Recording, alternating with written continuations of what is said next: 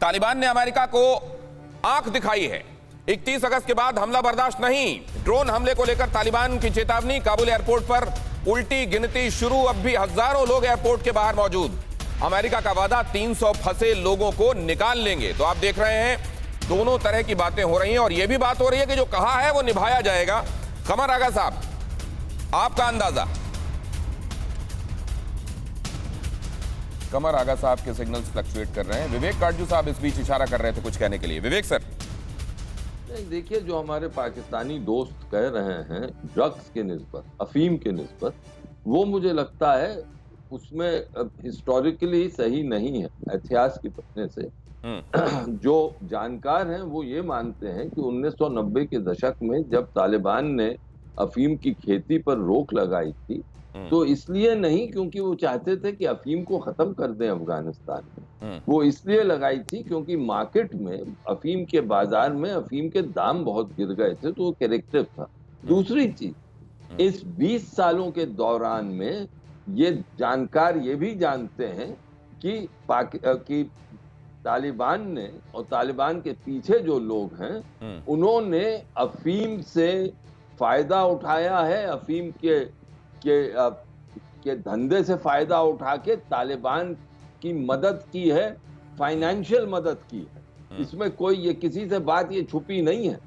तो आज के दिन हमारे पाकिस्तानी दोस्त ये ना कहें कि पाकिस्तान कि तालिबान जो है वो अफीम से उनका कोई नाता नहीं रहा है। बड़ा गहरा नाता रहा है अवैध अफीम से तालिबान का।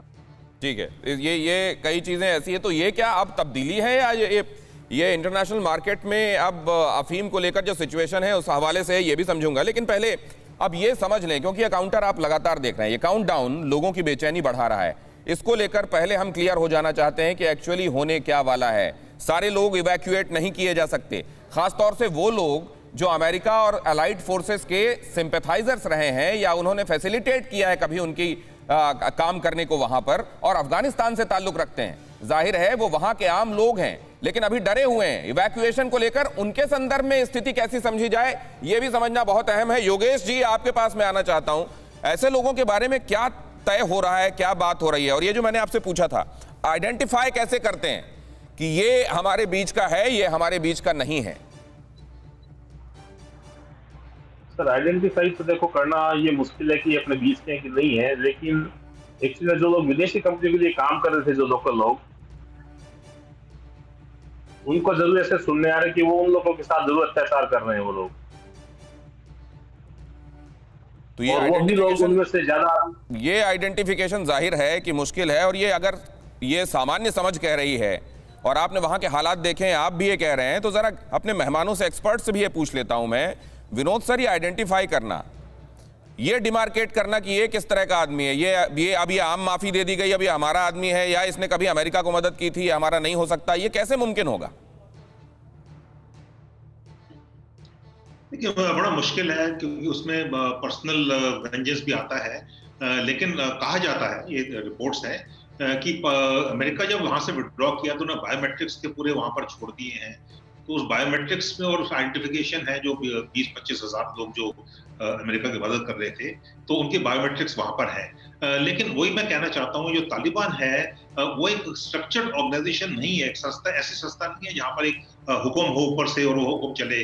जो लीडरशिप वो चाहती है, जरूरी बात नहीं है कि जो उनके काडर है वो मानेंगे, वो नहीं मानेंगे उस चीज को। तो वहां पर काफी सारा हम अभी शुरुआत देख रहे हैं। इसके बाद मैं समझता हूँ कि वहां पर एक सिविल वॉर जैसी हालत होने वाली है अगर गवर्नेंस जो है वो ठीक नहीं आती। अभी तक तो 15 दिन होने को आ गए, अभी गवर्नमेंट बनने का कोई वो अंदेशा नहीं है वहां पर, क्योंकि पंचशील में कुछ और चल रहा है। वहां पर वॉर लॉर्ड्स हैं, जो लॉयल्टी है वो देश को नहीं है, लॉयल्टी वहां पर उनको ट्राइब्स को, ट्राइबल लॉयल्टीज है वहां पर। तो बहुत सारे सिचुएशन है, वहां पर देखना पड़ेगा। आई होप वहां पर ये ना हो जो मैं बोल रहा हूँ, मेरी उम्मीद है कि ना हो, पर शांति होनी चाहिए। लेकिन मुझे नहीं लगता, क्योंकि एक तो टेररिस्ट ग्रुप बहुत ज्यादा है वहां पर, तालिबान ही नहीं है, टीटीपी है वहां पर, लश्कर है, जैश है, आईएसआईएस है, अल-कायदा है, तो बहुत सारे टेररिस्ट ग्रुप्स हैं। तो ये टेररिस्ट ग्रुप्स के बीच में इनका अपना एजेंडा होगा। ये अपने एजेंडे के लिए अपने पावर्स जो स्ट्रगल है वहां चलेगी, और इसका जो असर होगा वो काबुल में नहीं। वो कंट्रीज जो स्टेट के तौर पर तस्वुर दे रहे हैं, जो सर वो कंट्रीज जो मानने लगी हैं स्टेट के तौर पर, जो नजरिया अपना बहुत तेजी से बदल रही हैं, वो आप कह रहे हैं देखिए अभी तो सरकार भी नहीं बनी, अभी तो वहां पर कई तरह के रेजिस्टेंस हैं और अभी हो सकता है सिविल वॉर की नौबत आए, लेकिन उससे पहले स्टेट के तौर पर उसको तस्लीम करने की ये जो होड़ और दौड़ है, उसको समझना चाहता हूं मैं शशांक जी से।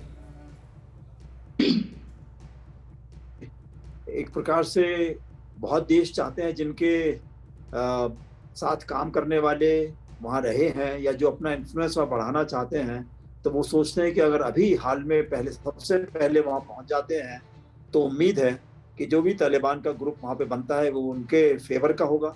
और ख़ास करके जैसे पाकिस्तान का मसला है, उन्होंने इतनी मदद करी है तालिबान के कई ग्रुप्स की और भी कई इस्लामिक ग्रुप्स की वहाँ पर, तो वो चाहते हैं कि वो जितने भी इम्पोर्टेंट डिपार्टमेंट्स हैं वो उनके कंट्रोल में रहें।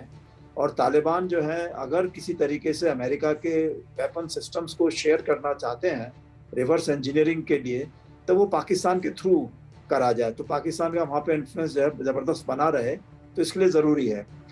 तो कई देशों का अलग अलग रवैया है। चीन का ये है कि उनको लॉन्ग टर्म में अपना इंटरेस्ट है कि भाई ये जो है चीन के कई इलाकों में जहाँ पे वो दिक्कत पहुँचा सकते हैं वो ना करें।